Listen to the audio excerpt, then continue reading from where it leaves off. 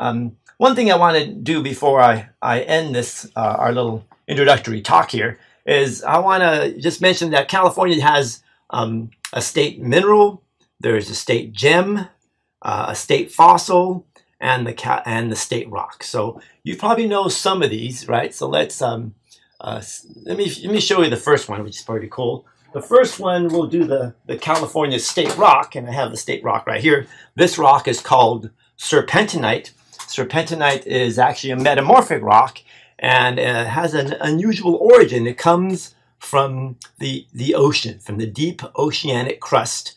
Actually, rock from the seafloor somehow is now here in California and makes our state rock. So the tectonics, the origin of this rock is really quite amazing. It's a green rock. Sometimes it has this mottled color like you see here. Slippery. In fact, recent studies have shown that this rock occurs deep within the San Andreas fault zone and may be a reason why we see a motion on the fault called a creep motion. So anyhow, serpentinite, California state rock, metamorphic rock. Then we also have a state fossil. And so the state fossil is right back over here. My friend Smilodon. So Smilodon is a saber-toothed cat. Smilodon californicus is a full genus and species.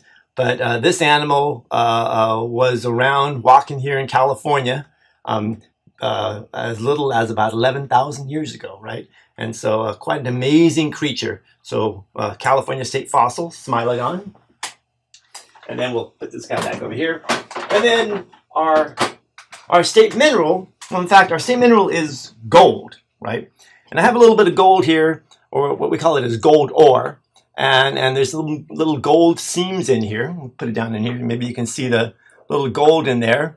And I don't have a really nice big piece of it, but if we zoom in a little bit on this, you might be able to see some of that gold in there. So there's a gold, California. So when we do the Sierra Nevada, we'll there's a nice expression of it right in there.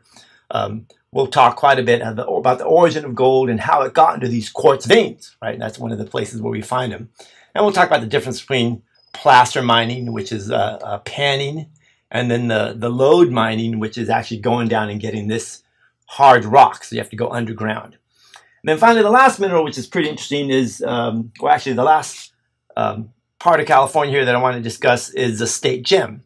And the state gem is called benitoite, and it's quite precious. It's a barium titanium silicate. And if you look on eBay and look for benitoite, it ranges in a variety of prices. It can be quite expensive.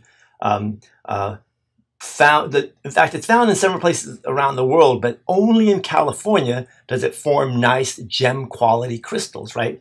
What I'd like to do is see if I can turn down the lights a little bit here, because benitoite has an unusual fluorescence.